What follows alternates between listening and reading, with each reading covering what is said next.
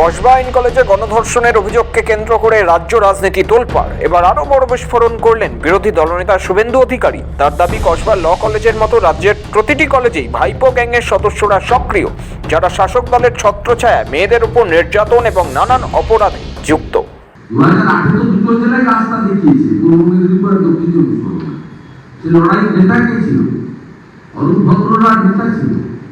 নির্মল মন্ডল জীবনবাবুর মতো লোক নেতা ছিল। Beside the college and university of our great stakeholders, will you move high? they all are nephew gang. We are Bengal called nephew gang. They are completely patronized by the great nephew and protected by the state police. মঙ্গলবার শুভেন্দু অধিকারী 50 জনের একটি তালিকা প্রকাশ করেন। দাবি, এরা প্রত্যেকেই রাজ্যের বিভিন্ন কলেজ ও বিশ্ববিদ্যালয়ের ছাত্র এবং ভাইপো গ্যাংয়ের সক্রিয় সদস্য। তার অভিযোগ, এইসব ছাত্ররা ভাইপোর হয়ে টাকা তোলার কাজ করে। মনোজিৎ মিশ্রের মতো বহু ছাত্রী নির্যাতনকারী আজ কলেজ চত্বরে ক্ষমতার রক্ষা কবচ পরে ঘুরে বেড়াচ্ছে। শুভেন্দু বলেন, প্রাথমিকভাবে 50 জনের নাম প্রকাশ করা হলো, ইচ্ছে করলে আরও 1000 জনের তালিকাও দিতে পারবেন, সেই প্রস্তুতিও চলছে। গভর্নমেন্ট রেগুলারাইজ করে দিতে পারে, অর্থাৎ 1-1.5 বছর ছুটি ছাড়া দিয়ে কন্টিনিউয়াস কাজ দেখিয়ে তারপরে সব কলেজ গভর্নমেন্ট বডিতে এদেরকে রেগুলারাইজ করে দিয়েছে। এইটা এইভাবেই হয়েছে এদের নিয়ম। এবং এই তালিকাতে 2-4টি অধ্যাপক আছে যাদেরকে পার্থ কলেজ সার্ভিস কমিশন দিয়ে পার করিয়েছে। প্রথমে ক্যাটাগরি ঢুকিয়েছে, তারপরে কলেজে পারমানেন্ট হয়েছে, তারপরে এদেরকে ইউনিভার্সিটিতে রেজিস্ট্রার তো অধ্যাপক হয়, সুযোগ পায়নি, প্রতিযোগিতা হয়নি, সেই সুযোগ তারা নিয়েছে।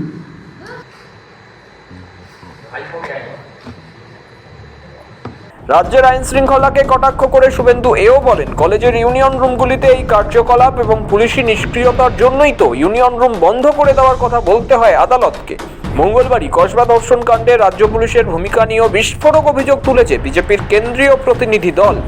দিল্লিতে সাংবাদিক বৈঠকে মুম্বাই পুলিশের প্রাক্তন কমিশনার ও বিজেপি সাংসদ সত্যপাল সিং জানান, এফআইআর এর বয়ান ইচ্ছাকৃতভাবে বদলে দিয়েছে পুলিশ।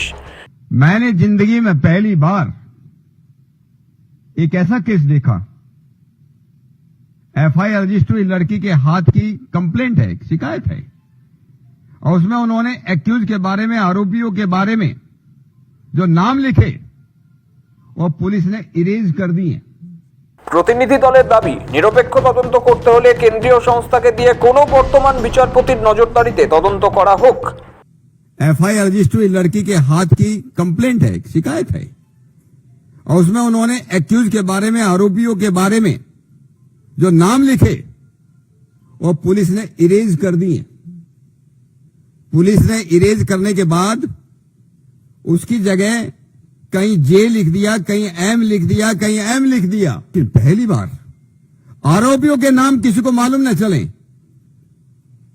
वो कंप्लेंट से निकाल दी जाए, ये गुना पुलिस के नहीं हो सकता है। जो एफआईआर को बदल दें, मूल दस्तावेज को बदल दें, क्या उन लोगों से हम उम्मीद कर सकते हैं कि पीड़िता को न्याय मिलेगा, या बंगाल की बहन और बेटियों को न्याय मिलेगा? এবার বিরোধী দলনেতা তালিকা প্রকাশ করে বললেন, রাজ্যের প্রতিটি কলেজেই ভাইপো গ্যাংয়ের সদস্যরা সক্রিয়, যারা শাসক দলের ছত্রছায়ায় মেয়েদের উপর নির্যাতন এবং টাকা তোলার মতো অপরাধে যুক্ত।